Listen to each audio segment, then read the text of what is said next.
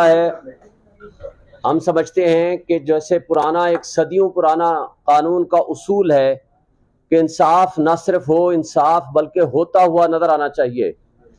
آج اس کے برعکس یہ سچویشن ہو گئی ہے، نا انصافی یا انصاف کا قتل نہ صرف ہو رہا ہے بلکہ سب کے سامنے انصاف کا قتل ہوتا ہوا نظر آ رہا ہے.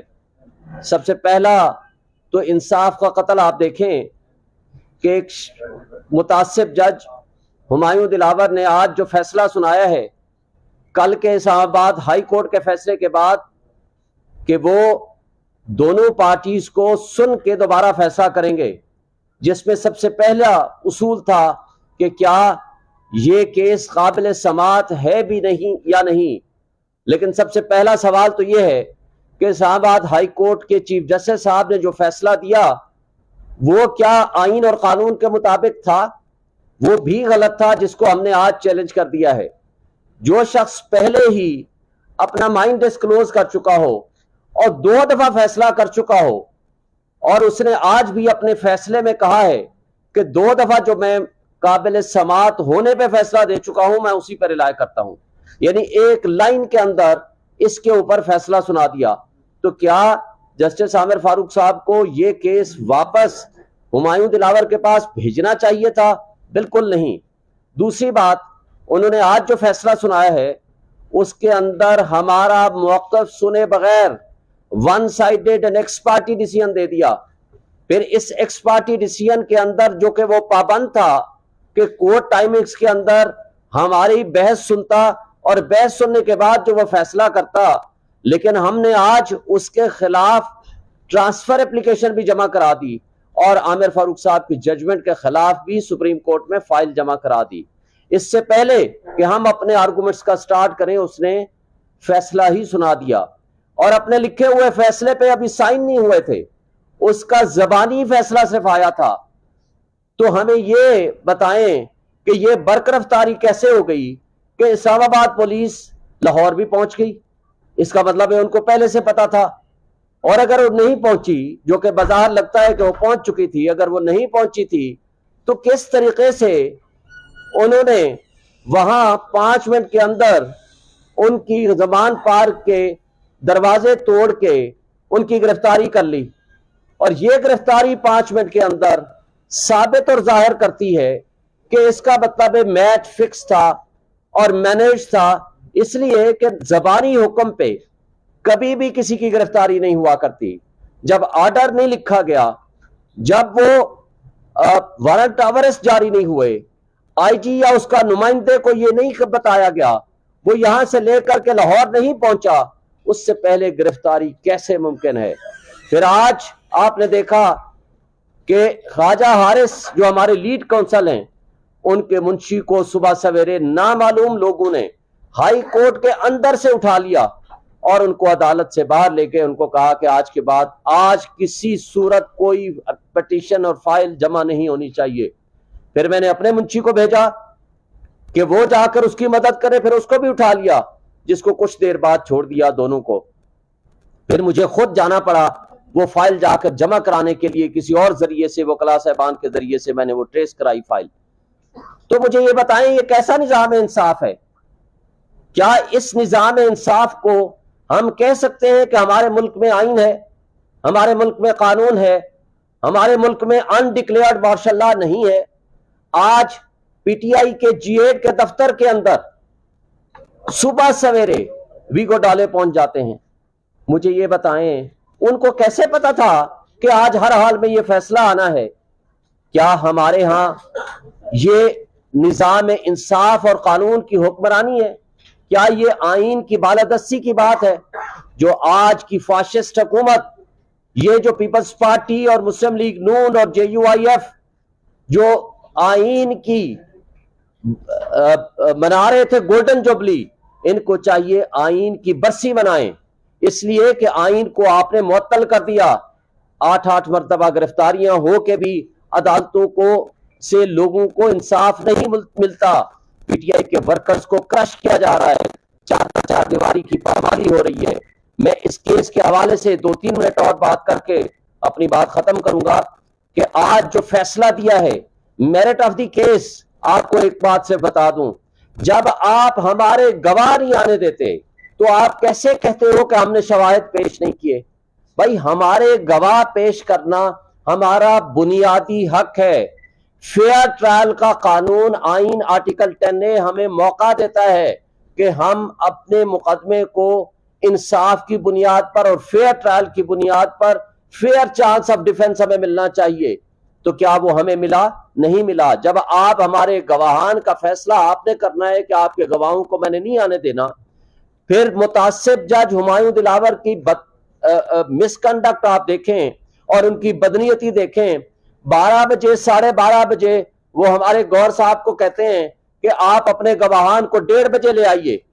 جب یہ ان کو کہتے ہیں جا کر کے 1:30 بجے کہ ہمارے گواہ کراچی میں ہیں، ہمیں 2 دن یا 1 دن کا وقت دے دیجئے، تو وہ کہتے ہیں کہ نہیں یہ ریلیونٹ ہی نہیں ہے، آپ کا کیس خارج کیا جاتا ہے۔ اسی طرح انہوں نے ہمارے کئی سینئر وکلاء کے جو اس کیس کو ریپرزینٹ کر رہے ہیں، جس میں خواجہ حارث صاحب ہمارے لیڈ کونسل ہیں، جب انہوں نے اپلیکیشن دی گوہر صاحب سمیت ان کے خلاف آبزرویشن دے دی۔ کیا ہم آج کے آرڈر میں بھی یہ لکھ دیا، کیا ہم قانون اور آئین کی پاسداری چاہتے ہیں؟ کیا ہم قانون کے مطابق کسی ملزم کو انصاف دلانے کے لیے اپنی پروفیشنل ڈیوٹی انجام نہ دیں؟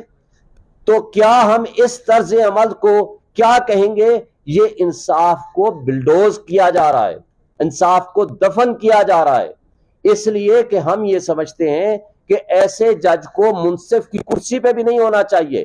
پھر جسٹس عطر من اللہ جب چیف جسٹس تھے تو انہوں نے ڈائریکشن جاری کی تھیں، یہ کہا تھا کہ کوئی جج نہ سوشل میڈیا استعمال کرے، نہ فیس بک، نہ انسٹاگرام، لیکن آج 2023 تک وہ فیس بک استعمال کر رہے تھے اور ایڈمیٹڈلی اپنے فیس بک اکاؤنٹ سے عمران خان کے خلاف پوسٹیں لگائی ہوئی تھیں، نازیبہ تصاویر لگائی ہوئی تھیں، اور جب FIA کو بھیج دیا گیا تو FIA نے صرف اتنا کہا کہ آج وہ پوسٹ اویلیبل نہیں ہے۔ تو کیا FIA کے پاس کوئی میکنزم نہیں ہے کہ ان پوسٹ کو ٹریس کر سکے یا ان کو آرکائیو سے حاصل کر سکے؟ اس کے لیے 30 ڈیز اور 90 ڈیز کا پیریڈ ہے۔ فیس بک مینجمنٹ سے رابطہ کر سکتے ہیں۔ اور جسٹس عامر فاروق صاحب نے کل کے اپنے فیصلے میں یہ لکھا کہ جناب اس میں FIA انکوائری کرے۔ اگر FIA نے کل انکوائری کر کے یہ ثابت کر دیا کہ یہ پوسٹیں اسی کی ہیں تو مجھے بتائیں کہ پھر یہ فیصلہ کدھر جائے گا؟ پھر کل کے فیصلے میں عامر فاروق صاحب نے یہ بھی فیصلہ کر دیا کہ آپ کا حق بنتا ہے اپنے حق میں گواہ پیش کریں، حق کے دفاع کسی کا ختم نہیں ہو سکتا۔ اس مقصد کے لیے انہوں نے نوٹس کر دیے جو کہ اگلے ہفتے لگے ہوئے ہیں۔ تو مجھے بتائیں اگر ہمارا حق کے دفاع کے بغیر اور عامر فاروق صاحب کے اس فیصلے سے پہلے اگر آپ نے ہمیں فیصلہ سنا دیا اور ہمیں سزا دے دی تو اس پھر حق کے دفاع کا کیا بنے گا؟ پھر آج بدقسمتی کی بات ہے جس نے قانون قاعدے کے مطابق گاڑیاں نہیں لیں، جو جرم کیا، وہ ہیں نواز شریف صاحب، وہ ہیں آصف علی زرداری، وہ ہیں یوسف رضا گیلانی، وہ ہیں مریم نواز۔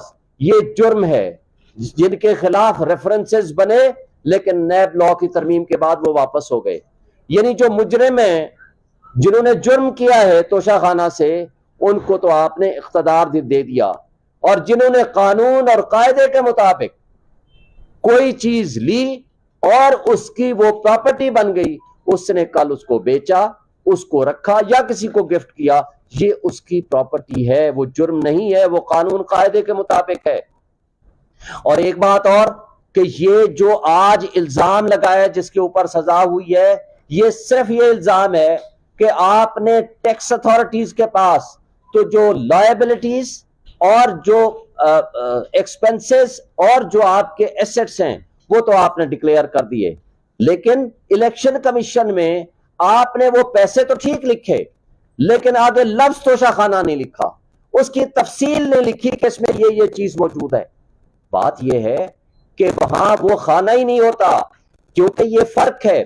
ٹیکس اتھارٹیز کے پاس آپ نے لائبلٹیز، آپ نے انکم، کہاں سے پیسے آئے اور کہاں خرچ ہوئے، سب کچھ آپ نے بتانا ہوتا ہے۔ یہاں آپ نے ٹوٹل ایسٹس جو اس فائنانشل ایئر میں آپ کے پاس موویبل اینڈ اموویبل ہوتے ہیں آپ نے وہ بتانے ہوتے ہیں، اور لہٰذا ان کو ہم نے بتا دیا۔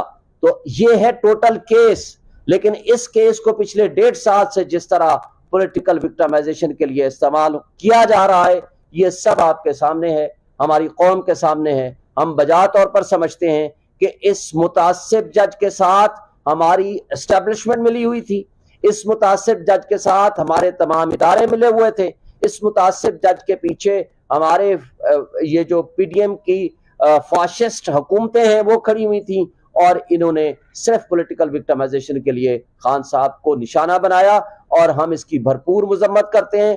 ہم قانون کے راستے کو اڈاپٹ کرتے ہوئے انشاءاللہ ہم اس کے خلاف اپیل بھی فائل کریں گے، ہائی کورٹ میں بھی اور سپریم کورٹ میں بھی، اور جو نیکسٹ رائے عمل ہوگا وہ آپ کے ساتھ شیئر کریں گے۔